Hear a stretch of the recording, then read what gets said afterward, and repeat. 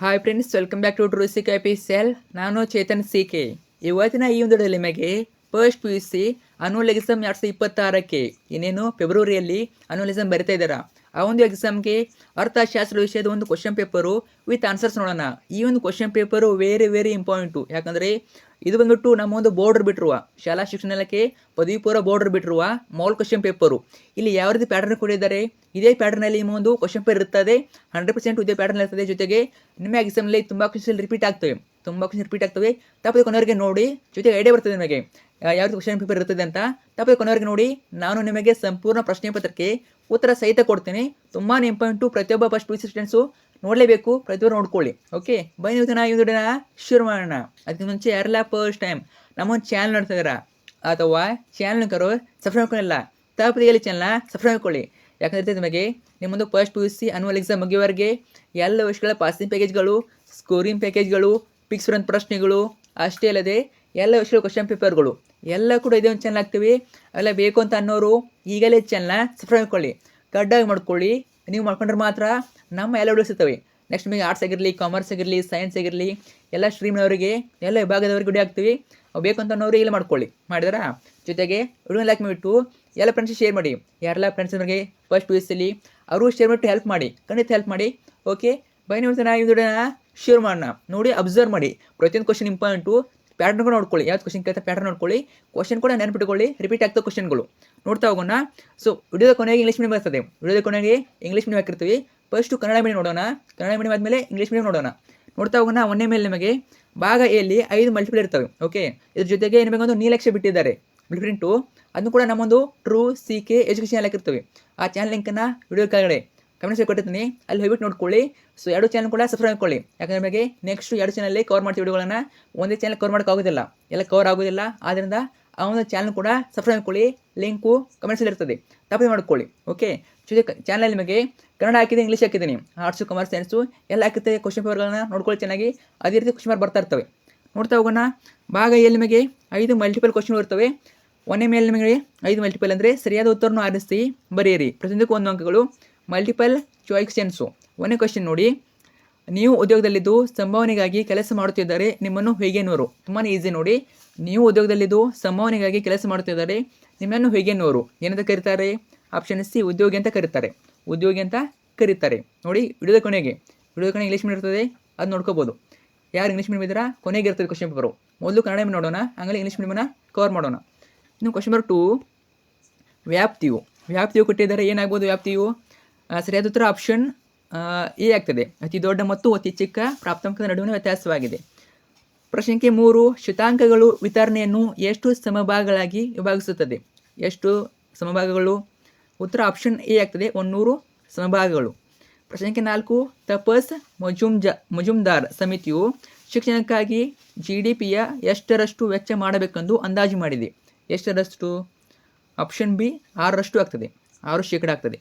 ಇನ್ನು ಪ್ರಶ್ನೆ ಸಂಖ್ಯೆ 5, ಬಹುತೇಕ ಕೃಷಿ ಕಾರ್ಮಿಕರು ಏನಾಗಿರ್ತಾರೆ? ಬಹುತೇಕ ಕೃಷಿ ಕಾರ್ಮಿಕರು ಶ್ರೀಮಂತರ, ಮಧ್ಯಮ ವರ್ಗದವರ, ಬಡವರ, ಉನ್ನತ ವರ್ಗದವರ ಯಾರಿಗಿರ್ತಾರೆ? ಸರಿಯಾದ ಉತ್ತರ ಆಪ್ಷನ್ ಸಿ, ಬಡವರೇ ಹೆಚ್ಚಾಗಿ ಕಾರ್ಮಿಕರಿಗಿರ್ತಾರೆ, ಕೃಷಿ ಕಾರ್ಮಿಕರು. ನೆಕ್ಸ್ಟ್ 2ನೇ ಮೇನು, ಆವರಣದಲ್ಲಿರುವ ಸರಿಯಾದ ಉತ್ತರವನ್ನು ಆರಿಸಿ ಖಾಲಿ ಬಿಟ್ಟ ಸ್ಥಳವನ್ನು ಭರ್ತಿ ಮಾಡಿ. ಬಿಟ್ಟ ಸ್ಥಳ ಪ್ರಶ್ನೆಗಳು 5 ಇರ್ತವೆ. ಟೋಟಲಾಗಿ 5 ಅಂಕ, ಪ್ರತಿಯೊಂದಕ್ಕೂ 1 ಅಂಕ. ಆವರಣ ಕೊಟ್ಟಿರ್ತಾರೆ, ಬ್ರಾಕೆಟಲ್ಲಿ ಆನ್ಸರ್ ಕೊಟ್ಟಿರ್ತಾರೆ. ಇನ್ನು ಸರಿಯಾದನ್ನು ಆರಿಸಿಬಿಟ್ಟು ಬರಬೇಕು. ಪ್ರಶ್ನೆ ಸಂಖ್ಯೆ 6, ಅಸತತ ದತ್ತಾಂಶಗಳ ಆವೃತ್ತಿ ವಿತರಣೆಯನ್ನು ಡ್ಯಾಶ್ ಎಂದು ಕರೆಯುತ್ತವೆ. ಏನೆಂದು ಕರೆಯುತ್ತವೆ? ಇದು ಉತ್ತರ ನೋಡಿ, ಲಾಸ್ಟ್ ಒನ್ ಇದೆ ನೋಡಿ, ಆವೃತ್ತಿ ಅನುನ್ಯಾಸ ಆಗ್ತದೆ. ಆವೃತ್ತಿ ಅನುನ್ಯಾಸ ಎಂದು ಕರಿತೇವೆ. ಅಸತತ ದತ್ತಾಂಶಗಳ ಆವೃತ್ತಿ ವಿತರಣೆಯನ್ನು ಆವೃತ್ತಿ ಅನುನ್ಯಾಸ ಎಂದು ಕರಿತೇವೆ. ನಂತರ ಪ್ರಶ್ನೆ ಸಂಖ್ಯೆ 7, ಸಮೀಕ್ಷೆಯು ಡ್ಯಾಶ್ ಸಂಗ್ರಹಣೆಯ ವಿಧಾನವನ್ನು ನಿರ್ಧರಿಸಲು ಸಹಾಯಕವಾಗಿದೆ. ಸಮೀಕ್ಷೆಯು ಡ್ಯಾಶ್ ಎಂದು ಕೊಟ್ಟಿದ್ದಾರೆ. ಏನಾಗ್ಬೋದು? 7ನೇ ಪ್ರಶ್ನೆಗೆ ಉತ್ತರ ಡಾಟಾ ಆಗ್ತದೆ. ಡಾಟಾ ಅಂದರೆ ದತ್ತಾಂಶ. ಸಮೀಕ್ಷೆಯು ದತ್ತಾಂಶ ಸಂಗ್ರಹಣೆಯ ವಿಧಾನವನ್ನು ನಿರ್ಧರಿಸಲು ಸಹಾಯಕವಾಗಿದೆ. ಇನ್ನು ಪ್ರಶ್ನೆ ಸಂಖ್ಯೆ 8, ಡ್ಯಾಶ್ ಭಾರತದ ಜನಸಂಖ್ಯಾ ಸ್ಥಿತ್ಯಂತರದ 2ನೇ ಹಂತ ಪ್ರಾರಂಭವಾದ ವರ್ಷ. ಯಾವುದು ವರ್ಷ ಆಗಿರ್ಬೋದು ನೋಡಿ. 2 ಆಪ್ಷನ್ ಕೊಟ್ಟಿದ್ದಾರೆ ನಮಗೆ, 1921, ಇನ್ನು 1958. ಈ 2 ಒಂದು ಆಗಿರ್ತದೆ. ಇದು ಸರಿಯಾದ ಉತ್ತರ ಆಪ್ಷನ್ 1921. ಅರ್ಥ ಆಯ್ತಾ? 1921 ಭಾರತದ ಜನಸಂಖ್ಯಾ ಸ್ಥಿತ್ಯಂತರ 2ನೇ ಹಂತ ಪ್ರಾರಂಭವಾದ ವರ್ಷ. Very important. ರಿಪೀಟ್ ಆಗ್ತಾ ಕ್ವಶನ್ಗಳು ನೋಡ್ಕೊಳ್ಳಿ. ಸೊ ಆಲ್ಮೋಸ್ಟು ಕ್ವಶನ್ ರಿಪೀಟ್ ಆಗ್ತವೆ. ಇಷ್ಟು ಐಡಿಯಾ ಬರ್ತದೆ ನಿಮಗೆ ಕ್ವಶನ್ ಯಾವ ರೀತಿ ಕೇಳ್ಬೋದು ಅಂತ. ಪ್ರತಿಯೊಂದು ಕ್ವಶನ್ ನೋಡ್ಕೊಂಡಿರಿ. ಸೊ ಎಕ್ಸಾಮಿಗೆ ತುಂಬಾ ಇಂಪಾರ್ಟೆಂಟ್ ಕ್ವಶನ್ಗಳು. ಕ್ವಶನ್ ನಂಬರ್ 9, ಉಷ್ಣ ವಿದ್ಯುತ್ ಸ್ಥಾವರಗಳು ಡ್ಯಾಶನ್ನು ದೊಡ್ಡ ಪ್ರಮಾಣದಲ್ಲಿ ಬಿಡುಗಡೆ ಮಾಡುತ್ತವೆ. ಏನಾಗ್ಬೋದು ಇದು ಉತ್ತರ? 9ನೇದು ಇದು ನೋಡಿ, ಆಪ್ಷನ್ 2ನೇದಾಗ್ತದೆ. 3ನೇದು ಇಂಗಾಲದ ಡೈಆಕ್ಸೈಡ್. ಇನ್ನು ಪ್ರಶ್ನೆ ಸಂಖ್ಯೆ 10, ಮಹಾ ಮುಂಚೆಗಿತ್ತ ಅಭಿಯಾನ ಪರಿಚಯಿಸಿದ ವರ್ಷ ಯಾವ ವರ್ಷ? ಈಗಾಗಲೇ ನಿಮಗೆ ಒಂದು ಆಪ್ಷನ್ ಗೊತ್ತಾಗಿದೆ, ಯಾವುದು? 1921. ಆಮೇಲೆ ಇನ್ನೊಂದು ಯಾವುದು ವರ್ಷ ಬೀಳ್ತು? 1958. 1958ರಲ್ಲಿ ಮಹಾ ಮುಂಜಿಗಿದ ಅಭಿಯಾನ ಪರಿಚಯಿಸ್ತಾರೆ. ನೆಕ್ಸ್ಟು 3ನೇ ಮೇನ್ ಬರ್ತದೆ, ಹೊಂದಿಸಿ ಬರೆಯಿರಿ. ಇಲ್ಲಿ ಕೂಡ ನಿಮಗೆ 5 ಮಾರ್ಕ್ಸಿಗೆ ಕೇಳ್ತಾರೆ, ಪ್ರತಿಯೊಂದಕ್ಕೂ 1 ಅಂಕ, ಟೋಟಲಾಗಿ 5 ಮಾರ್ಕ್ಸು. ಇಂದ ಬೇಗ ನೀವು ಮ್ಯಾಚ್ ಮಾಡಿಬಿಟ್ಟು ಬರೀಬೇಕು, ಹೊಂದಿಸಿ ಬರೀಬೇಕು. ನೋಡೋಣ ಉತ್ತರಗಳನ್ನು. ವೈಯಕ್ತಿಕ ಸಂದರ್ಶನ ಕೊಟ್ಟಿದ್ದಾರೆ ಆಪ್ಷನ್ ನೋಡಿ. ವೈಯಕ್ತಿಕ ಸಂದರ್ಶನ ಏನಾಗ್ತದೆ ಇಲ್ಲಿ? 1, 2, 3, 4, 5, 6 ಅಂಕಿ ಕೊಟ್ಟಿದ್ದಾರೆ. ವೈಯಕ್ತಿಕ ಸಂದರ್ಶನ ಅನ್ನೋದು ಏನಾಗ್ಬೋದು ನೋಡಿ, ಇದು ಏನಾಗ್ತದೆ? ಅಧಿಕ ವೆಚ್ಚ ಆಗ್ತದೆ. ವೈಯಕ್ತಿಕ ಸಂದರ್ಶನ ಲಾಸ್ಟ್ನೇ ಆನ್ಸರು, 6ನೇದು ಅಧಿಕ ವೆಚ್ಚ ಆಗ್ತದೆ. ಇನ್ನು B, Q1, Q2, P25, P50 ಇದೇನಾಗ್ಬೋದು? ಇದು ಥರ್ಡ್ ಒನ್ ಆಗ್ತದೆ. ಥರ್ಡ್ ಒನ್ನು ವಿಭಾಜಕ ಮೌಲ್ಯಗಳು. ಇನ್ನು ಆಪ್ಷನ್ ಸಿ, API ಕೇಳಿದರೆ APIಯನ್ನು ವಿಸ್ತರಿಸಿ ಬರೀ ಕೂಡ 1 ಮಾರ್ಕ್ಸಿಗೆ ಕೇಳ್ಬೋದು. API ಅಂದರೆ ಏನಾಗ್ತದೆ? ಇದು API ಅನ್ನೋದು ಆಪ್ಷನ್ 1 ಕೃಷಿ ಬೆಲೆ ಸೂಚ್ಯಂಕ. ಇನ್ನು ಡಿ, ಇದೇನಾಗ್ಬೋದು? ಡ್ಯೂಚೆ ಬ್ಯಾಂಕ್ ಅನ್ನೋದು ಏನಾಗ್ತದೆ? ಇದು ಸೆಕೆಂಡ್ ಒನ್ನು ಜಾಗತಿಕ ಬೆಳವಣಿಗೆ ಕೇಂದ್ರಗಳು. ಇನ್ನು ಲಾಸ್ಟ್ ಒನ್ನು ಸುವರ್ಣ ಕ್ರಾಂತಿ ಅನ್ನೋದು ಏನಾಗ್ತದೆ? ಸುವರ್ಣ ಕ್ರಾಂತಿ. ಇದು ಫೋರ್ತ್ ಒನ್ನು ಹಣ್ಣುಗಳ ಉತ್ಪಾದನೆ. ಸುವರ್ಣ ಕ್ರಾಂತಿ, ಹಣ್ಣುಗಳ ಉತ್ಪಾದನೆ. ನೋಡೋಣ, ಮಿಸ್ಟೇಕಾಗಿ ಕಮೆಂಟ್ ಮಾಡಿ, ಆಲ್ಮೋಸ್ಟ್ ಸರಿಯಾದ ಉತ್ತರಗಳಿವೆ. ನಂತರ ನೆಕ್ಸ್ಟು ಫೋರ್ತ್ ಒನ್ನು ಕೆಳಗಿನ ಪ್ರಶ್ನೆಗಳಿಗೆ ಒಂದು ಪದ ಅಥವಾ ಒಂದು ವಾಕ್ಯದಲ್ಲಿ ಉತ್ತರಿಸ್ತೇವೆ. ಈ ಒಂದೊಂದು ಪ್ರಶ್ನೆ ಟೋಟಲಾಗಿ 5 ಇರ್ತವೆ. ಟೋಟಲಾಗಿ 5 ಅಂಕ, ಪ್ರತಿಯೊಂದಕ್ಕೂ 1 ಅಂಕ. ತುಂಬ ಇಂಪಾರ್ಟೆಂಟ್ ಕ್ವಶನ್ಗಳು ನೋಡ್ಕೊಳ್ಳಿ, ರಿಪೀಟ್ ಆಗ್ತವೆ. ಆಲ್ಮೋಸ್ಟ್ ನಿಮಗೆ ಹೆಚ್ಚು ರಿಪೀಟ್ ಆಗೋ ಯಾವುವು? 2 ಮಾರ್ಕ್ಸು, 3 ಮಾರ್ಕ್ಸು, 4 ಮಾರ್ಕ್ಸು ಮತ್ತು 1 ಮಾರ್ಕ್ಸು ಇವೆಲ್ಲ ಹೆಚ್ಚು ರಿಪೀಟ್ ಆಗ್ತವೆ. ಮಲ್ಟಿಪಲ್ ಕೂಡ ರಿಪೀಟ್ ಆಗ್ತವೆ, ಇಷ್ಟೊಂದು ಕಡಿಮೆ. ಅರ್ಥ ಆಯ್ತಾ? ಇನ್ನು ಬರೋ ನೆಕ್ಸ್ಟ್ ಕ್ವಶನ್ಗಳು ರಿಪೀಟ್ ಆಗ್ತವೆ ನೋಡ್ಕೊಳ್ಳಿ. ಕ್ವಶನ್ 12, ರಾಶಿ ವರಮಾನವನ್ನು ಕೂಲಿ, ಲಾಭ, ಗೇಣಿ ಮತ್ತು ಬಡ್ಡಿಗಳೆಂದು ಭಾಗ ಮಾಡುವುದನ್ನು ಏನೆಂದು ಕರಿತೇವೆ? ಡಿಸ್ಟ್ರಿಬ್ಯೂಷನ್ನು ಅಂದರೆ ವಿತರಣೆ ಅಂತ ಕರಿತೇವೆ. ಅರ್ಥ ಆಯ್ತಾ? ವಿತರಣೆ. ಪ್ರಶ್ನೆ 13, ಈ ಕೆಳಗಿನ ದತ್ತಾಂಶಗಳಿಗೆ ಬೋಲಕನ್ನು ಕಂಡುಹಿಡಿಯಿರಿ. ಬೋಲಕ ನೋಡಿ, ಯಾವುದಾಗ್ಬೋದು ಬೋಲಕ? ನೋಡಿ, ಹೆಚ್ಚಾಗಿ ರಿಪೀಟ್ ಆಗಿರೋದು ಯಾವುದು? 15 ರಿಪೀಟ್ ಆಗಿದೆ. ಅದರಿಂದ ಇಲ್ಲಿ 15 1 ಸಲ ಬಂದಿದೆ, ಮತ್ತು 15 2 ಸಲ ಬಂದಿದೆ, 3 ಸಲ ಬಂದಿದೆ. ಅದರಿಂದ ಬೋಲಕ 15 ಆಗ್ತದೆ. ಇಷ್ಟೇ ಈಸಿ ನೋಡಿ. ಅರ್ಥ ಆಯ್ತಾ? ಯಾವ ನಂಬರ್ ಹೆಚ್ಚಾಗಿ ಬಂದಿದೆ ಅದನ್ನ ನೋಡಬೇಕು ನಾವು. ಇಲ್ಲಿ 15 ಬಂದಿದೆ, ಬಹುಲಕ ಯಾವುದು? 15. ನಂತರ 14, ವಸಾಹತುಶಾಹಿ ಸರ್ಕಾರ ಕಾಲುವೆ ಸಾರಿಗೆಯನ್ನು ಏಕೆ ರದ್ದುಪಡಿಸಿತು?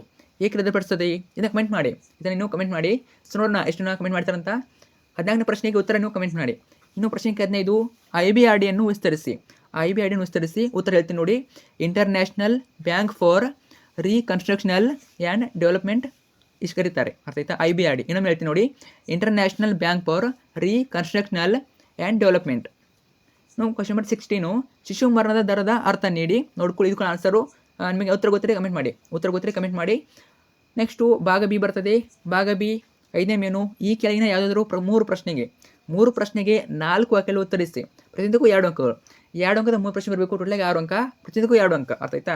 ಅವ್ರು ಎಷ್ಟು ಕೊಟ್ಟಿರ್ತಾರೆ? 5 ಕ್ವಶನ್ ಕೊಟ್ಟಿರ್ತಾರೆ. 5 5ರಲ್ಲಿ ನೀವು 3ನ ಬರಬೇಕು. ಇನ್ನು ಉಳಿದ ಕ್ವಶನ್ ಚಾಯ್ಸ್ ಇರ್ತವೆ. ನಿಮಗೆ ಬರ್ತಿದ್ರೆ ಎಲ್ಲನೂ ಬರಿಬೋದು. ಬರೀರಿ. ಅದಕ್ಕೆ ನಿಮಗೆ ಮಾರ್ಕ್ಸ್ ಕಟ್ ಮಾಡೋದಿಲ್ಲ. ಟೋಟಲಾಗಿ ನಿಮಗೆ ಯಾವ್ದು ಸರಿಯಾದ ಉತ್ತರ ಇರ್ತವೆ ಆ 3 ಮಾರ್ಕ್ಸನ್ನು ಕೊಡ್ತಾರೆ. ಸಮಯ ಇದ್ದರೆ ಮಾತ್ರ ಬರೀರಿ, ಸಮಯ ಇಲ್ಲ ಅಂದರೆ ಅವ್ರು ಎಷ್ಟು ಕೇಳಿದರೆ 3 ಕೇಳಿದರೆ 3ನ ಮಾತ್ರ ಬರೀರಿ. ಅರ್ಥ ಆಯ್ತು ಅನ್ಕೋತೇನೆ. ಕ್ವಶನ್ ನಂಬರ್ 17, ದತ್ತಾಂಶಗಳ ವರ್ಗೀಕರಣದ ವಿಧಗಳನ್ನು ಹೆಸರಿಸಿ. Very important. ದತ್ತಾಂಶದ ವರ್ಗೀಕರಣದ ವಿಧಗಳು. ಪ್ರಶ್ನೆ 18, ಮಧ್ಯಬಿಂದು ಕಂಡುಹಿಡಿಯುವ ಸೂತ್ರ ತಿಳಿಸಿ. ನೋಡಿ, ಮಧ್ಯಬಿಂದು ಸೂತ್ರ ಕೇಳ್ಬೋದು, ನೆನಪಿಟ್ಟುಕೊಳ್ಳಿ, ತುಂಬಾ ಇಂಪಾರ್ಟೆಂಟು. ಪ್ರಶ್ನೆ 19, R ನ ಬೆಲೆ 1 - 1 ಮತ್ತು 0 ಆದಾಗ ಅದರ ಅರ್ಥವನ್ನು ತಿಳಿಸಿ. ನೋಡೋಣ, ಈ ಎಲ್ಲ ಆನ್ಸರ್ಗಳನ್ನು ನಮ್ಮ ಗ್ರೂಪಲ್ಲಿ ಹಾಕಿರ್ತೀವಿ. ನಮ್ಮ ಗ್ರೂಪಲ್ಲಿ ಯಾವ ಗ್ರೂಪು? ನಮ್ಮದು ಟೆಲಿಗ್ರಾಮ್ ಗ್ರೂಪು ಮತ್ತು ವಾಟ್ಸಪ್ ಚಾನಲು. ಅದು ಕೂಡ ಚಾನಲ್ಗೆ ಹಾಕಿರ್ತೀವಿ. ಜಾಯ್ನ್ ಆಗಿ ಅಲ್ಲಿ PDF ನೋಡ್ಕೋಬೋದು. ಓಕೆ. ಅದರ 20, ಸಗಟು ಬೆಲೆ ಸೂಚ್ಯಂಕ ಎಂದರೇನು? ಅದರ ನ್ಯೂನತೆಗಳನ್ನು ಬರೆಯಿರಿ. ನ್ಯೂನತೆಗಳು. ಪ್ರಶ್ನೆ 21, ಯೋಜನೆಯನ್ನು ಅಭಿವೃದ್ಧಿಪಡಿಸುವಲ್ಲಿ ಯಾವುದಾದರೂ 4 ಹಂತಗಳನ್ನು ಬರೆಯಿರಿ. ವೆರಿ ಇಂಪಾರ್ಟೆಂಟ್ ಹಂತಗಳು ಕೇಳ್ತಾರೆ. ರಿಪೀಟ್ ಆಗ್ಬೋದು ನೋಡ್ಕೊಳ್ಳಿ. ಆಲ್ಮೋಸ್ಟ್ ನೋಡಿ, ಇದೇ ಪ್ಯಾಟರ್ನ್ ಕ್ವಶನ್ ಕೊಡೋದ್ರಿಂದ ಕ್ವಶನ್ ರಿಪೀಟ್ ಆಗ್ಬೋದು ಅಂತ ಹೇಳ್ತಾ ಇದ್ದೀನಿ. ಆದರೆ ಪ್ರತಿಯೊಂದು ಕ್ವಶನ್ನು ಬಿಡಕ್ಕೆ ಹೋಗಬೇಡಿ, ಚೆನ್ನಾಗಿ ಓದ್ಕೊಂಡಿರಿ. ನಂತರ 5ನೇ ಮೇನು, 6ನೇ ಮೇನು, ಈ ಕೆಳಗಿನ ಯಾವುದಾದ್ರೂ 4 ಪ್ರಶ್ನೆಗಳಿಗೆ 4 ವಾಕ್ಯದಲ್ಲಿ ಉತ್ತರಿಸಿ. ಪ್ರತಿಯೊಂದಕ್ಕೂ 2 ಅಂಕಗಳು ಮಾತ್ರ. ಅರ್ಥ ಆಯ್ತಾ? ಸೊ ನೋಡಿ, ಇವು ಕೂಡ 2 ಅಂಕ ಪ್ರಶ್ನೆ ಕೇಳಿದ್ದಾರೆ. ಮೇ ಬಿ ಇವು 4 ವಾಕ್ಯದಲ್ಲಿ ಉತ್ತರಿಸಿ. ಓಕೆ. 22, ಕೈಗಾರಿಕಾ ವಲಯವನ್ನು ಸುಧಾರಿಸಲು ಸರ್ಕಾರಕ್ಕೆ ಮಹತ್ವದ ಪಾತ್ರ ವಹಿಸಿತು. ನೋಡ್ಕೊಳ್ಳಿ, ಇಲ್ಲಿ ಮಿಸ್ಟೇಕ್ ಆಗಿದೆ ಗೊತ್ತಿಲ್ಲ ಕ್ವಶನ್ ಪೇಪರ್ ಟೈಪ್ ಮಾಡುವಾಗ ನೋಡ್ಕೊಳ್ಳಿ, ಅಥವಾ 2 ಮಾರ್ಕ್ಸ್ ನಿಮಗೆ 2 ಬರೀ ಇರ್ತದ ನೋಡ್ಕೊಳ್ಳಿ. 23 ಉದಾರೀಕರಣದ 4 ಉದ್ದೇಶಗಳನ್ನು ತಿಳಿಸಿ. ಹೊರಗುತ್ತಿಗೆ ಸೇವೆಗಳಾವು. ನಂತರ ಆರೋಗ್ಯ ವೆಚ್ಚಗಳ ವಿವಿಧ ರೂಪಗಳಾವು. ಗ್ರಾಮೀಣ ಸಾಲದ ಸಾಂಸ್ಥಿಕ ಮೂಲಗಳನ್ನು ಹೆಸರಿಸಿ. ಸಾವಯವ ಬೇಸಾಯದ 2 ಲಾಭಗಳನ್ನು ತಿಳಿಸಿ. ಇವೆಲ್ಲ ಇಂಪಾರ್ಟೆಂಟು. ನಂತರ ಭಾಗ ಸಿ ಬರ್ತದೆ. ಭಾಗ ಸಿ ನಿಮಗೆ ಈ ಕೆಳಗಿನ ಯಾವುದಾದ್ರು 2 ಪ್ರಶ್ನೆಗಳಿಗೆ ಪ್ರತಿಯೊಂದಕ್ಕೂ 12 ಅಂಕಗಳು ಉತ್ತರಿಸಿ. ಪ್ರತಿಯೊಂದಕ್ಕೂ 4 ಅಂಕಗಳು. ಇವೇನು 4 ಅಂಕ ಪ್ರಶ್ನೆಗಳು. ಟೋಟಲಾಗಿ ಎಷ್ಟು ಇರಬೇಕು ನಾವು? ಪ್ರತಿಯೊಂದಕ್ಕೂ 4. ಯಾವುದಾದ್ರು 2 ಪ್ರಶ್ನೆ ಇರಬೇಕು. ಟೋಟಲಾಗಿ 8 ಅಂಕ, ಪ್ರತಿಯೊಂದಕ್ಕೂ 4 ಅಂಕ. ಅರ್ಥ ಆಯ್ತಾ? ಅವ್ರು ಎಷ್ಟು ಕೊಟ್ಟಿರ್ತಾರೆ? 4 ಕ್ವಶನ್ ಕೊಡ್ತಾರೆ. ಆ 4 ಕ್ವಶನ್ 2 ಕ್ವಶನ್ ಇರಬೇಕು. ಪ್ರತಿಯೊಂದಕ್ಕೂ 4 ಅಂಕ, ಟೋಟಲ್ 8 ಮಾರ್ಕ್ಸು. ಅರ್ಥ ಆಯ್ತಾ? ಪ್ರಶ್ನೆಗೆ 28 ವೇರಿ ಇಂಪಾರ್ಟೆಂಟ್ ರಿಪೀಟ್ ಆಗ್ಬೋದು ನೋಡಿ ಕ್ವಶನ್ಗಳು. ಸಂಖ್ಯಾಶಾಸ್ತ್ರ ಅರ್ಥಶಾಸ್ತ್ರದ ಅಧ್ಯಯನಕ್ಕೆ ಹೇಗೆ ನೆರವಾಗಿದೆ ಎಂಬುದನ್ನು ಸಂಕ್ಷಿಪ್ತವಾಗಿ ವಿವರಿಸಿ. Very important. ಪ್ರತಿ ಎಕ್ಸಾಮಲ್ಲಿ ಕೇಳ್ತಾನೆ ಇದ್ದಾರೆ ಪ್ರತಿ ವರ್ಷ. ನೋಡ್ಕೊಳ್ಳಿ ಕ್ವಶನ್ನ. ಪ್ರಶ್ನೆಗೆ 29 ಒಂದು ಕೋಶದ ನಮೂನೆಯನ್ನು ಬರೆದು ಅದರ ಭಾಗಗಳನ್ನು ಗುರುತಿಸಿ. ಇದು ಕೂಡ ಇಂಪಾರ್ಟೆಂಟು. ನೋಡೋಣ ನಿಮಗೆ ನೆಕ್ಸ್ಟ್ ಒಂದು ಪಾರ್ಟ್ ಮಾಡ್ತೀನಿ. ಅಲ್ಲಿ ಯಾವೆಲ್ಲ ಇಂಪಾರ್ಟೆಂಟು, 4 ಮಾರ್ಕ್ಸ್ ಯಾವಲ್ಲ, 8 ಮಾರ್ಕ್ಸ್ ಯಾವಲ್ಲ ಹೇಳ್ತೀನಿ. ಅದನ್ನು ಕೂಡ ವಿಡಿಯೋ ನೋಡ್ಕೊಳ್ಳಿ. ಸೊ ಎಕ್ಸಾಮ್ ಹಿಂದಿನ ಬರ್ತದೆ. ಎಕ್ಸಾಮ್ ನಾಳಿದೆ ಅಂದರೆ ಇವತ್ತು ವಿಡಿಯೋ ಬರ್ತದೆ, ನೋಡ್ಕೊಳ್ಳಿ ಅದು ಕೂಡ. ಪ್ರಶ್ನೆ 30 ಚದರಕಿಯ ಚಿತ್ರ ಬಿಡಿಸಿರಿ ಮತ್ತು ಸಂಬಂಧವನ್ನು ನಿರ್ಣಯಿಸಿ. ಇದು ಕೂಡ ರಿಪೀಟ್ ಆಗ್ಬೋದು, ನೋಡ್ಕೊಳ್ಳಿ. ಎಷ್ಟು ನಂಬರ್ ಚೇಂಜ್ ಮಾಡ್ತಾರೆ ಅವರು. 31 ಈ ಕೆಳಗಿನ ದತ್ತಾಂಶಗಳಿಗೆ ಲಾಸ್ಪೇಯರ್ ವಿಧಾನದ ಮೂಲಕ ಸೂಚ್ಯಾಂಕವನ್ನು ಕಂಡುಹಿಡಿರಿ. ಸೂಚ್ಯಾಂಕ ನೀಡೋ ಕ್ವಶನ್ನು ಕೇಳ್ಬೋದು. ಅರ್ಥ ಆಯ್ತಾ? ಅವರೇನು ತುಂಬ ವ್ಯತ್ಯಾಸ ಮಾಡೋದಿಲ್ಲ. PO ನಂಬರ್ ಚೇಂಜ್ ಮಾಡ್ತಾರೆ, ABC ನಂಬರ್ ಚೇಂಜ್ ಮಾಡ್ತಾರೆ, ಅಷ್ಟೇ ಕೊಡ್ತಾರೆ. ಆಲ್ಮೋಸ್ಟ್ ಸೇಮ್ ಕ್ವಶನ್ ಬರ್ತಾ ಇರ್ತದೆ, ನೋಡ್ಕೊಳ್ಳಿ. ನಂತರ ನೆಕ್ಸ್ಟ್ ಮೇನು ಈ ಕೆಳಗಿನ ಯಾವುದಾದ್ರು 4 ಪ್ರಶ್ನೆಗಳಿಗೆ ಪ್ರತಿಯೊಂದಕ್ಕೂ 12 ಅಂಕಗಳು ಉತ್ತರಿಸಿ. ಪ್ರತಿಯೊಂದಕ್ಕೂ 4 ಅಂಕಗಳು. 4 ಪ್ರಶ್ನೆ ಒಟ್ಟಾಗಿ 16 ಅಂಕ, ಪ್ರತಿಯೊಂದಕ್ಕೂ 4 ಅಂಕ. ಸೊ ಮೇ ಬಿ ನಿಮಗೆ 2 ಮೇನ್ ಕೊಡ್ತಾರೆ. ಇದೇ ರೀತಿ 2 ಮೇನ್ ಕೊಡ್ತಾರೆ. ಸೊ ಮೇಲ್ ಕೊಟ್ಟರಲ್ಲ 2 ಮಾರ್ಕ್ಸ್ 2 ಮೇನು. ಅದೇ ರೀತಿ ಇಲ್ಲಿ ಕೂಡ ನಿಮಗೆ 2 ಮೇನ್ ಕೊಡ್ತಾರೆ. ಅದೇ ಕ್ವಶನ್ಗಳು ಇರ್ತವೆ, ಆದರೆ 2 ಮೇನ್ಗಳು. ಅರ್ಥ ಆಯ್ತಾ? ನಂತರ 32 ಸ್ವತಂತ್ರ ಪೂರ್ವ ಭಾರತದ ವಿದೇಶಿ ವ್ಯಾಪಾರ ಪ್ರಮಾಣ ಮತ್ತು ದಿಕ್ಕನ್ನು ಸೂಚಿಸಿ. ಇಲ್ಲಿ ಎಷ್ಟು ಬಿಡಬೇಕು ನಾವು? 4 ಪ್ರಶ್ನೆಗಳು. ಯಾವುದಾದ್ರು 4 ಕೇಳಿದ್ದಾರೆ. ಮೇಲಿನ ಎಷ್ಟು ಕೇಳಿದ್ದಾರೆ, ಯಾವುದಾದ್ರು 2 ಕೇಳಿದ್ದಾರೆ, ಇಲ್ಲೇನು ಕೇಳಿದ್ದಾರೆ, ಯಾವುದಾದ್ರು 4 ಕೇಳಿದ್ದಾರೆ. ಈ ರೀತಿ ನಿಮಗೆ ಕ್ವಶನ್ ಪೇಪರ್ ಪ್ಯಾಟರ್ನ್ ಇರ್ತದೆ, ನೋಡ್ಕೊಳ್ಳಿ ಚೆನ್ನಾಗಿ. ಸೊ ಬಿಡಕ್ಕೆ ಹೋಗಬೇಡಿ. ಮೇಲೆ ಕೊಟ್ಟಿದ್ದಾರೆ, ಕೆಳಗಡೆ ಕೊಟ್ಟಿದ್ದಾರೆ ಅಂತ ಕನ್ಫ್ಯೂಸ್ ಆಗ್ತಿರೋ. ಮೇಲೆ ಕೊಟ್ಟಿದ್ದಾರೆ ಮತ್ತೆ ಬರೆಯೋದಂತ ಇಲ್ಲ. ಅದೇ 4 ಮಾರ್ಕ್ಸ್ ಕ್ವಶನ್ಸು 2 ಬಾರಿ ಕೊಡ್ತಾರೆ. ನೀವು 2 ಬಾರಿ ಬರಬೇಕಾಗ್ತದೆ. ಓಕೆ, ಯಾವುದಾದ್ರು 4 ಕೇಳಿದ್ದಾರೆ, ನೋಡ್ಕೊಳ್ಳಿ. ಇವೆಲ್ಲ ಇಂಪಾರ್ಟೆಂಟು ರಿಪೀಟ್ ಆಗ್ತವೆ. 32 ಸ್ವತಂತ್ರ ಪೂರ್ವ ಭಾರತದ ವಿದೇಶಿ ವ್ಯಾಪಾರ ಪ್ರಮಾಣ ಮತ್ತು ದಿಕ್ಕನ್ನು ಸೂಚಿಸಿ. 33 ಪಂಚವಾರ್ಷಿಕ ಯೋಜನೆ ಗುರಿಗಳನ್ನು ವಿವರಿಸಿ. Very important. ಪಂಚವಾರ್ಷಿಕ ಯೋಜನೆಗಳ ಮೇಲೆ ಕ್ವಶನ್ ಕೇಳ್ತಾರೆ. ಅರ್ಥಾಯ್ತಾ? ಲಕ್ಷಣ ಕೇಳ್ಬೋದು, ಏನು ಬೇಕಾದ್ರೆ ಕೇಳ್ಬೋದು. ಒಟ್ಟಿನಲ್ಲಿ ಪಂಚವಾರ್ಷಿಕ ಯೋಜನೆ ಗುರಿಗಳನ್ನ ಹೆಚ್ಚಾಗಿ ಕೇಳ್ತಾ ಇರ್ತಾರೆ. ವೆರಿ ಇಂಪಾರ್ಟೆಂಟ್ ಕ್ವಶನ್ ರಿಪೀಟ್ ಆಗ್ಬೋದು, ನೋಡ್ಕೊಳ್ಳಿ. 34 ಒಬ್ಬ ವ್ಯಕ್ತಿಗೆ ವೃತ್ತಿ ನಿರದ ತರಬೇತಿ ಅಗತ್ಯತೆಗಳನ್ನು ಕುರಿತು ವಿವರಿಸಿ. ನೋಡಿ ಮತ್ತೊಮ್ಮೆ ಹೇಳ್ತಾ ಇದ್ದೀನಿ ನಿಮಗೆ, ಹೆಚ್ಚಾಗಿ 1 ಮಾರ್ಕ್ಸು 2 ಮಾರ್ಕ್ಸ್ ಬರದೇ ಇರ್ಬೋದು, ಆದರೆ 4 ಮಾರ್ಕ್ಸು 6 ಮಾರ್ಕ್ಸು ಮತ್ತು 5 ಮಾರ್ಕ್ಸು ಈ ಕ್ವಶನ್ಸು ತುಂಬ ಕ್ವಶನ್ ರಿಪೀಟ್ ಆಗ್ತವೆ ನಿಮ್ಮ ಎಕ್ಸಾಮ್ಗೆ. ಯಾಕಂದರೆ ಅವರಿಗೆ ಚಾಯ್ಸ್ ಇರೋದಿಲ್ಲ. ಅವನಿಗೆ ಕ್ವಶನ್ ಕೊಡಬೇಕಾಗ್ತದೆ. ಸ್ವಲ್ಪ ಕ್ವಶನ್ ಚೇಂಜ್ ಮಾಡ್ತಾರೆ, ಆನ್ಸರ್ ಒಂದೇ ಆಗ್ತದೆ, ಉತ್ತರ ಒಂದೇ ಇರ್ತದೆ. ಅರ್ಥ ಆಯ್ತಾ? ಕ್ವಶನ್ ಸ್ವಲ್ಪ ಡಿಫ್ರೆಂಟ್ ಕೇಳ್ತಾರೆ, ಚೆನ್ನಾಗಿ ನೋಡ್ಕೊಂಡಿರಿ, ರಿಪೀಟ್ ಆಗ್ತವೆ. ನಂತರ 34 ಒಬ್ಬ ವ್ಯಕ್ತಿಗೆ ವೃತ್ತಿ ನಿರತ ತರಬೇತಿ ಅಗತ್ಯತೆಯನ್ನು ಕುರಿತು ವಿವರಿಸಿ. 35 ಗ್ರಾಮೀಣಾಭಿವೃದ್ಧಿಯ ಪ್ರಮುಖ ಸಮಸ್ಯೆಗಳನ್ನು ವಿವರಿಸಿ. 36 ಪರಿಸರದ ಸಂಪನ್ಮೂಲಗಳ ಪೂರೈಕೆ ಮತ್ತು ಬೇಡಿಕೆ ತಿರುವು ಮುರುವಾಗಿರುವುದನ್ನು ವಿವರಿಸಿ. ಪ್ರಶ್ನೆಗೆ 37 ಪಾಕಿಸ್ತಾನ ಕಡಿಮೆ ಬೆಳವಣಿಗೆ ಮತ್ತು ಬಡತನದ ಮರುಹುಟ್ಟಿಗೆ ಕಾರಣಗಳನ್ನು ವಿವರಿಸಿ. ನಂತರ ಭಾಗ ಡಿ ಬರ್ತದೆ. ಭಾಗ ಡಿ ನಿಮಗೆ 6 ಅಂಕ ಪ್ರಶ್ನೆ ಇರ್ತವೆ. ಅರ್ಥ ಆಯ್ತಾ? ಈ ಕೆಳಗೆ ಯಾವುದಾದ್ರು ಒಂದು ಪ್ರಶ್ನೆಗೆ 20 ಅಂಕಗಳು ಉತ್ತರಿಸಿ. ಪ್ರತಿಯೊಂದಕ್ಕೂ 6 ಅಂಕಗಳು, 6 ಮಾರ್ಕ್ಸ್ ನೋಡಿ. ಪ್ರತಿ ಕ್ವಶನ್ಗೆ ಎಷ್ಟು ಕೊಟ್ಟಿದ್ದಾರೆ ಅವರು? 2 ಕೊಟ್ಟಿದ್ದಾರೆ. ಇದರಲ್ಲಿ ಒಂದನ್ನು ಇರಬೇಕು. ಇಲ್ಲಿ ಕೂಡ ಸೇಮ್ ಏನು ಡಬಲ್ ಸಲ ಕೊಡ್ತಾರೆ ನಿಮಗೆ. ಒಂದು ಮೇನಲ್ಲಿ 6 ಮಾರ್ಕ್ಸ್ ಇರ್ತದೆ, ಇನ್ನೊಂದು ಮೇನ್ ಕೂಡ 6 ಮಾರ್ಕ್ಸ್ ಇರ್ತದೆ, ಆದರೆ ಕ್ವಶನ್ ಬೇರೆ ಇರ್ತವೆ ಇಷ್ಟೇ. ಓಕೆ, ಒಂದೇ ಮೇಲೆ ಕೊಟ್ಟುಬಿಡೋದಲ್ಲ ಅವರು, 2 ಮೇನ್ ಕೊಡ್ತಾರೆ. ಅದೇ ಕ್ವಶನ್ಗಳನ್ನು ಅದೇ ಮಾರ್ಕ್ಸ್ ಅಂದರೆ 6 ಮಾರ್ಕ್ಸ್ ಅಂದರೆ 2 ಮೇನ್ ಕೊಡ್ತಾರೆ, 4 ಮಾರ್ಕ್ಸು 2 ಮೇನ್ ಕೊಡ್ತಾರೆ, 2 ಮಾರ್ಕ್ಸು 2 ಮೇನ್ ಕೊಡ್ತಾರೆ. ಅರ್ಥ ಆಯ್ತಾ ಗೊತ್ತೀನಿ? 38 ಈ ಕೆಳಗಿನ ಕೋಷ್ಟಕವು ಬಿಹಾರದ ಒಂದು ಜಿಲ್ಲೆಯಲ್ಲಿ 6-14 ವರ್ಷದ ಮಕ್ಕಳ ಲಿಂಗಾನುಸಾರ ದಾಖಲಾತಿಯನ್ನು ತೋರಿಸುತ್ತದೆ. ಈ ದತ್ತಾಂಶಗಳಿಗೆ ಸಂಘಟಕ ಸ್ತಂಭ ರೇಖಾಚಿತ್ರ ನೋಡಿ. ತುಂಬಾ ಈಸಿ ಕ್ವಶನು. ಸ್ತಂಭ ರೇಖಾಚಿತ್ರ ಕೇಳಿದ್ದಾರೆ, ಕೊಟ್ಟಿದ್ದಾರೆ ಅವರು, ಲಿಂಗ ಕೊಟ್ಟಿದ್ದಾರೆ, ದಾಖಲಾತಿ ಕೊಟ್ಟಿದ್ದಾರೆ, ಶಾಲೆಯಿಂದ ಹೊರಗುಳಿದರು. ನೀವು ಜಸ್ಟ್ ಸ್ತಂಭ ರೇಖಾಚಿತ್ರ ಆಗಬೇಕು. 6 ಮಾರ್ಕ್ಸಿಗೆ ಕೇಳ್ಬೋದು. ತುಂಬಾ ಇಂಪಾರ್ಟೆಂಟ್, ತುಂಬಾ ಈಸಿ ಕ್ವಶನು. ಬಿಡಿಸ್ತೀರ ಅನ್ಕೋತೀನಿ, ನೋಡ್ಕೊಳ್ಳಿ. ಇನ್ನು ಕೇಳ್ತಾರೆ 39 ಈ ಕೆಳಗಿನ ದತ್ತಾಂಶಗಳಿಗೆ ನೇರ ವಿಧಾನ, ಊಹಾತ್ಮಕ ವಿಧಾನ ಮತ್ತು ಹಂತ ವಿಚಲನ ವಿಧಾನಗಳ ಮೂಲಕ ಅಂಕಗಣಿತ ಸರಾಸರಿ ಕಂಡುಹಿಡಿಯಿರಿ. ಅಂಕಗಣಿತ ಸರಾಸರಿ ನೋಡ್ಕೊಳ್ಳಿ, ತುಂಬಾ ಈಸಿ ಕೊಟ್ಟಿದ್ದಾರೆ ಅವರು. 40, 50, 55, 78, 58. ನಂತರ ನೆಕ್ಸ್ಟು ಈ ಕೆಳಗಿನ ಯಾವುದಾದ್ರು ಒಂದು ಪ್ರಶ್ನೆಗೆ 20 ಅಂಕಗಳು ಉತ್ತರಿಸಿ. ಪ್ರತಿಯೊಂದಕ್ಕೂ 6 ಅಂಕಗಳು. ಇಲ್ಲಿ ಕೂಡ 6 ಮಾರ್ಕ್ಸು. ಟೋಟಲಾಗಿ ಒಂದು ಕ್ವಶನ್ನು, ಟೋಟಲ್ 2 ಕೊಟ್ಟಿದ್ದಾರೆ, ಅದರಲ್ಲಿ ಒಂದನ್ನು ಬರಬೇಕು. ಅರ್ಥ ಆಯ್ತಾ? 2 ಇಂಪಾರ್ಟೆಂಟ್ ಕ್ವಶನ್ಗಳು. 40 ಕೃಷಿ ಕ್ಷೇತ್ರದ ಮೇಲಾದ ಸುಧಾರಣೆಗಳ ಪರಿಣಾಮಗಳನ್ನು ವಿವರಿಸಿ. 41 ಭಾರತದಲ್ಲಿ ಉದ್ಯೋಗಾವಕಾಶಗಳನ್ನು ಸೃಷ್ಟಿಸುವಲ್ಲಿ ಸರ್ಕಾರದ ಪಾತ್ರವನ್ನು ಚರ್ಚಿಸಿ. ನಂತರ ಭಾಗ ಇ ಬರ್ತದೆ. ಇದು ಲಾಸ್ಟ್ ಮೇನು ಭಾಗ ಇ.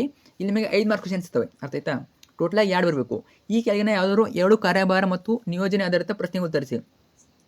ಪ್ರತಿಯೊಂದಕ್ಕೂ 5 ಅಂಕಗಳು. ಅರ್ಥ ಆಯ್ತಾ? 5 ಅಂಕ 2% 10 ಅಂಕ, ಪ್ರತಿಯೊಂದಕ್ಕೂ 5 ಅಂಕ. ಇಲ್ಲಿ ಎಷ್ಟು ಕೊಟ್ಟಿರ್ತಾರೆ ಅವರು? 41, 42, 43, 44 3 ಕೊಟ್ಟಿರ್ತಾರೆ. ಈ ಮೂರನ್ನು ಬರಿಬೇಕು. ಆಲ್ಮೋಸ್ಟ್ ಇವೆ ಕ್ವಶನ್ಸ್ ಬರ್ತಾವೆ ನೋಡಿ, ರಿಪೀಟ್ ಆಗ್ತವೆ ಕ್ವಶನ್ಗಳು ನೋಡಿ. 42, ನೀವೊಬ್ಬ ಸಂಶೋಧನಾ ವಿದ್ಯಾರ್ಥಿಯಾಗಿದ್ದು ನೀವು ಶಾಲೆಗಳಲ್ಲಿ ಬಿಸಿಯೂಟದ ಮಾದರಿ ಸಮೀಕ್ಷೆ ಮಾಡಬೇಕಾಗಿದೆ ಎಂದುಕೊಳ್ಳಿ. ನಿಮ್ಮ ಸಮೀಕ್ಷೆಗೆ ಸರಿ ಹೊಂದುವ ಉತ್ತಮವಾದ ಪ್ರಶ್ನೆಗಳನ್ನು ತಯಾರಿಸಿ. ವೆರಿ ಇಂಪಾರ್ಟೆಂಟು, ಈ ಕ್ವಶನ್ನು ಫಿಕ್ಸ್ ಒಂದೇ ಬರ್ತದೆ ನಿಮ್ಮ ಎಕ್ಸಾಮ್ಗೆ, ಅರ್ಥ ಆಯ್ತಾ? ಇದನ್ನ ಪಕ್ಕ ಬರ್ತದೆ, ಇದು ನೋಡ್ಕೊಳ್ಳಿ ಚೆನ್ನಾಗಿ. 43, ಈ ಕೆಳಗಿನ ಪಟ್ಟಿಯಲ್ಲಿ ಔಪಚಾರಿಕ ಮತ್ತು ಅನೌಪಚಾರಿಕ ಕೆಲಸ ಗುರುತಿಸಿ. ಈ ಕ್ವಶನ್ ಕೂಡ ಬರ್ತದೆ. ಇವೆರಡು ಕ್ವಶನ್ಗಳು ಫಿಕ್ಸ್ ಒಂದೇ ಬರ್ತವೆ, ಚೆನ್ನಾಗಿ ನೋಡ್ಕೊಂಡಿರಿ. ಸ್ವಲ್ಪ ವ್ಯತ್ಯಾಸ ಆದರೂ ಒಂದಂತೂ ಬಂದೇ ಬರ್ತದೆ, ಅರ್ಥ ಆಯ್ತಾ? ಎರಡೊಂದು ಮಿಸ್ ಆದರೂ ಒಂದು ಬರ್ತದೆ, ಅದು ಎರಡು ಬಂದೇ ಬರ್ತವೆ. ನೋಡ್ಕೊಳ್ಳಿ ಚೆನ್ನಾಗಿ, ತುಂಬಾ ಈಸಿ. ಇವನ್ನೆಲ್ಲ ನೋಡ್ಕೊಂಡಿರಿ. ಬೇಕರಿ ಮಾಲೀಕ, ಕೈಮಗ್ಗದ ನೇಕಾರ, SBIನ ಮ್ಯಾನೇಜರ್, ರಸ್ತೆ ಬದಿಯ ಮಾರಾಟಗಾರ, ಸರ್ಕಾರಿ ಆಸ್ಪತ್ರೆಯಲ್ಲಿನ ನರ್ಸ್, ಇವನ್ನೇ ಕೊಡ್ತಾರೆ. ಬೇರೆ ಯಾವ್ದು ಕೊಡೋದಿಲ್ಲ ನಿಮಗೆ, ಇವೇ ಕೊಡ್ತಾರೆ. ನೋಡ್ಕೊಂಡಿರಿ ಚೆನ್ನಾಗಿ. ಸೊ ಆನ್ಸರ್ ಹಾಕಿರ್ತೀನಿ ಗ್ರೂಪಲ್ಲಿ, ಆನ್ಸರ್ ನೋಡ್ಕೊಳ್ಳಿ. ಅಥವಾ ನಿಮ್ಮ ಹತ್ರ ನೋಟ್ಸ್ ಇದ್ದರೆ ಅಲ್ಲಿ ನೋಡ್ಕೋಬೋದು, ನೋಟ್ಸ್ಲಿ ಕೊಟ್ಟಿರ್ತಾರೆ. ಮತ್ತು ನೆಕ್ಸ್ಟ್ ಕ್ವಶನ್ 44, ಭಾರತದಲ್ಲಿ ಭೂಮಿಯ ಗುಣಮಟ್ಟ ಕ್ಷೀಣತೆ ಕಾರಣವಾಗ ಅಂಶ ಪಟ್ಟಿ ಮಾಡಿ. ಆಲ್ಮೋಸ್ಟ್ ಇದು ಬರ್ತದೆ ಇಲ್ಲಿ ಗೊತ್ತಿಲ್ಲ ನನಗೆ. 42, 43 ಅಂತೂ ಎರಡೊಂದು ಬಂದೇ ಬರ್ತದೆ, ಅಥವಾ ಎರಡು ಕೊಡ್ತಾರೆ, ಅರ್ಥ ಆಯ್ತಾ? ಎರಡು ಕೊಟ್ಟರೆ ಅಂತೂ ತುಂಬಾ ಒಳ್ಳೆಯದು. ಟೋಟಲ್ 10 ಮಾರ್ಕ್ಸ್ ಬಂದೇ ಬರ್ತವೆ. ಓಕೆ, ನೋಡ್ಕೊಳ್ಳಿ ಚೆನ್ನಾಗಿ. ಈ ರೀತಿ ಒಂದು ಪ್ರಶ್ನೆ ಪತ್ರಿಕೆ ಇರ್ತದೆ. ನಂತರ ಭಾಗ ಎಪ್ಪು, ನೀವೇನೋ ದೃಷ್ಟಿವಿಕಲಚೇತನ ಆಗಿದ್ದರೆ ಈ ಕ್ವಶನ್ ಅಟೆಂಡ್ ಮಾಡ್ಬೋದು. ಆಲ್ಮೋಸ್ಟು ನಿಮಗೆ ನಾರ್ಮಲ್ ಇದ್ದರು ಮೇಲಿಂದ ಕ್ವಶನ್ ಇರ್ತದೆ, ನೋಡ್ಕೊಳ್ಳಿ. ಇದು ಏನಾದರೂ ದೃಷ್ಟಿವಿಕಲಚೇತನ ಆಗಿದ್ದರೆ ಈ ಕ್ವಶನ್ ನೋಡ್ಕೋಬೋದು. ನಂತರ ಇದು ಇಂಗ್ಲೀಷ್ ಮೀಡಿಯಮು, ತುಂಬ ಜನ ಕೇಳ್ತಾ ಇರ್ತಾರೆ ಇಂಗ್ಲೀಷ್ ಮೀಡಿಯಮ್ ಅಂತ. ಸೊ ನೋಡಿ, ಕಂಪ್ಲೀಟ್ ಇಂಗ್ಲೀಷ್ ಮೀಡಿಯಮ್ ಕೊಟ್ಟಿದ್ದೀನಿ. ಕಂಪ್ಲೀಟ್ ಕ್ವಶನ್ ಪೇಪರು ನೋಡ್ಕೊಳ್ಳಿ. ಆನ್ಸರ್ ನೋಡಿ, ಸೇಮ್ ಆನ್ಸರ್ಸು ಮೇಲೆ ಕೊಟ್ಟಿದ್ದ ಆನ್ಸರ್ಸು ಅವೇ ಆನ್ಸರ್ಸ್ಗಳು, ಅದು ನೋಟ್ ಮಾಡ್ಕೊಳ್ಳಿ. ನೀವು ಇಂಗ್ಲೀಷ್ ಮೀಡಿಯಮ್ ಇದ್ದರೆ ಆ ಮೇಲೆ ಆನ್ಸರ್ಸ್ ಕೊಟ್ಟಿದ್ದೀನಲ್ಲ, ಅದು ನೋಟ್ ಮಾಡ್ಕೊಳ್ಳಿ. ಇದು ಇಂಗ್ಲೀಷ್ ಮೀಡಿಯಮು, ಅದೇ ಆನ್ಸರ್ಸ್ ಆಗಿರ್ತವೆ, ಅರ್ಥ ಆಯ್ತಾ? ಆದರೆ ಇಂಗ್ಲೀಷ್ನಲ್ಲಿ ನೋಡ್ಕೋಬೇಕು. ನೋಡ್ಕೊಳ್ಳಿ, ಕಂಪ್ಲೀಟ್ ಕ್ವಶನ್ ಪೇಪರ್ ಇದೆ. ನೋಡೋ, ನಿಮಗೂ ಕೂಡ ನಮಗೆ ಇಂಪಾರ್ಟೆಂಟ್ ಆಗ್ತೀನಿ. ಓಕೆ, ಸೊ ಫ್ರೆಂಡ್ಸ್ಗಳು ಶೇರ್ ಮಾಡಿ. ಯಾರ ಫ್ರೆಂಡ್ಸ್ ಅವರಿಗೆ ಫಸ್ಟ್ PUC ಫ್ರೆಂಡ್ಸ್ ಇದ್ದಾರೆ, ಅವರು ಶೇರ್ ಮಾಡಿ, ಅವ್ರಿಗೆ ಹೇಳಿ, ಫ್ರೆಂಡ್ಸ್ ಕೂಡ ಹೆಲ್ಪ್ ಮಾಡಿ. ಓಕೆ, ಜೊತೆ ಕಮೆಂಟ್ ಮಾಡಿ ನಿಮಗೆ ಆರ್ಟ್ಸಲ್ಲಿ ಯಾವೆಲ್ಲ ವಿಷಯಗಳು ಬೇಕು, ಕಾಮರ್ಸಲ್ಲಿ ಯಾವೆಲ್ಲ ವಿಷಯಗಳು ಕ್ವಶನ್ ಬರಬೇಕು, ಜೊತೆಗೆ ಸೈನ್ಸಲ್ಲಿ ಯಾವೆಲ್ಲ ವಿಷಯ ಕ್ವಶನ್ ಬರಬೇಕು ಕಮೆಂಟ್ ಮಾಡಿ. ನೆಕ್ಸ್ಟ್ ನಿಮಗೆ ಎಲ್ಲ ಕೂಡ ಅಪ್ಲೋಡ್ ಮಾಡ್ತೀವಿ, ಬೇಕು ಅನ್ನೋರು ಕಮೆಂಟ್ ಮಾಡಿ, ಅರ್ಥ ಆಯ್ತಾ? ಸೊ ನೋಡೋಣ, ನಾವು ಫಸ್ಟ್ ಅಪ್ಲೋಡ್ ಮಾಡ್ತೀವಿ. ಫಸ್ಟು ನೀವು ಯಾವ ಕಮೆಂಟ್ ಮಾಡ್ತಾರಾ ಅವನ್ನ ಅಪ್ಲೋಡ್ ಮಾಡ್ತೀವಿ. ನೆಕ್ಸ್ಟು ಉಳಿದ ಕ್ವಶನ್ ಅಪ್ಲೋಡ್ ಮಾಡ್ತೀವಿ. ಸೊ ಕಮೆಂಟ್ ಮಾಡಿ, ಫ್ರೆಂಡ್ಸ್ ಶೇರ್ ಮಾಡಿ, ಜೊತೆಗೆ ಏನಾದ್ರು ಡೌಟ್ ಕಮೆಂಟ್ ಮಾಡಿ. Thank you so much.